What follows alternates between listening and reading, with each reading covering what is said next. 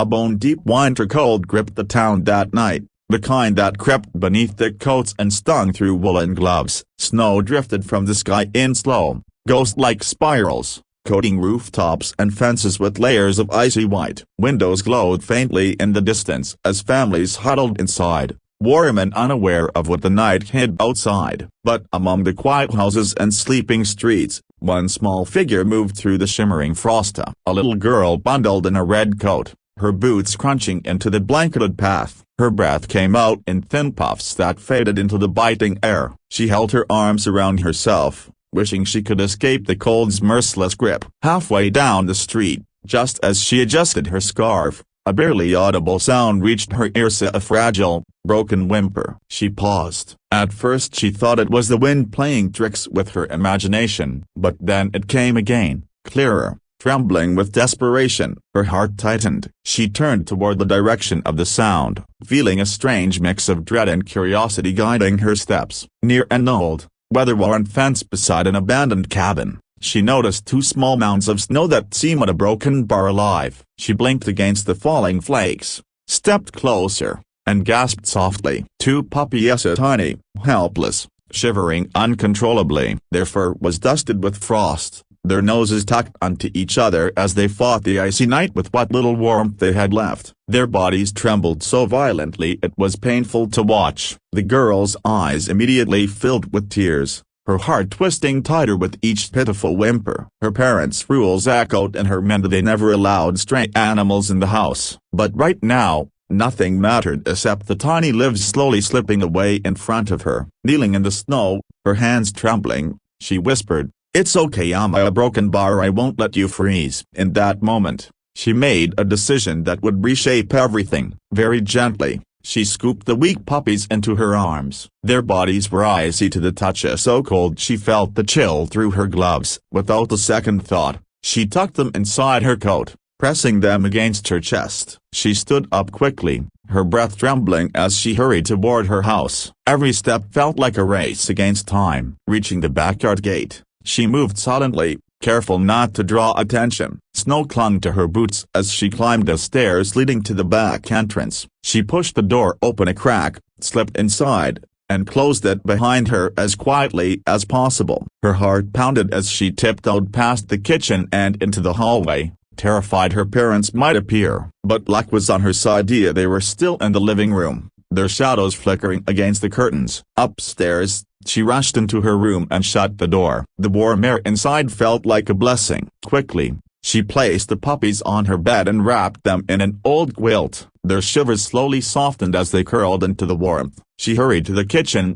carefully warming some milk before sneaking it back. Holding the small bowl, she guided the tiny pups to drink. Their weak tongues finally responded, and a small flicker of hope lit inside her chest. She stayed beside them, stroking their fur gently. "You're safe now," she whispered, "I'll take care of you." As they drifted into sleep, she folded her hands and prayed through the night that morning would find them alive. And when dawn finally crept through the curtains, she awoke to the soft rise and fall of their tiny chests. Relief flooded her. They survived. Against the cold, against the night up, they survived. But before she could celebrate, a sharp, commanding bark echoed from outside. Another followed, and another. The ground itself seemed to vibrate. She sat up, startled, scanning the room. Those weren't the fragile sounds of her puppies from last night. These were deep, trained barks, authoritative, powerful. A moment later, the wail of police sirens sliced through the morning calm. Red and blue lights flashed brightly through her window, scattering colors across her walls. Confused voices filled the air outside. Her heart lurched. She ran to the window and peered out. Police cars, dozens of them, surrounded her house. Officers moved across the snow. Neighbors gathered nervously,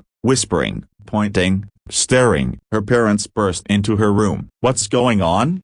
her mother asked, panic tightening her voice. Before the girl could answer, a thunderous knock rattled the house. She clutched the puppies protectively. A heavy sense of dread settled in her chest. Something wasn't right. Something bigger than she ever imagined it was unfolding around her. The front door swung open. Cold air rushed inside as uniformed officers stepped in, their boots echoing against the wooden floor. They scanned the house with sharp, strained eyes. A tall officer with a rigid posture approached her parents and spoke firmly, his voice echoing through the house. "We're searching for two missing canine training puppies," he said. "They disappeared from the facility last night. Our tracking units led us to this residence." Her parents froze in disbelief. "This must be a mistake, you broken bar. We don't know anything about stolen dogs." But before they could continue, the girl stepped from behind them, the puppies held close to her chest. Tears welled up in her eyes. "I didn't take them,"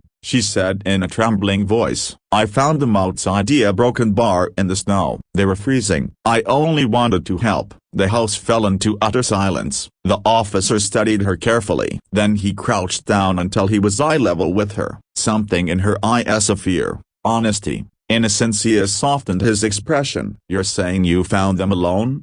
he asked gently. She nodded rapidly, wiping her tears with the sleeve of her coat. "Please see broken bar, don't take them away. They needed someone. They were dying." Another officer entered from outside, holding a notepad. "We traced the tracks. They came from the woods." "Her story checks out," the tall officer exhaled slowly. "Then these pups weren't lost. Someone abandoned them in the middle of the night." Her parents stared in shock. The girl clutched the puppies tight, afraid someone might pull them from her arms. The officer knelt again. "You didn't steal them," he said softly. "You saved them. If you hadn't found them, they wouldn't have survived till morning." Relief flooded her. Her parents' expressions changed from fear to pride. But the officer continued, "You didn't just rescue puppies. These two are from our future canine unit. They're specially bred for training. Losing them would have been devastating for us." The girl blinked in surprise. She had no idea the tiny creatures she saved had such an important destiny.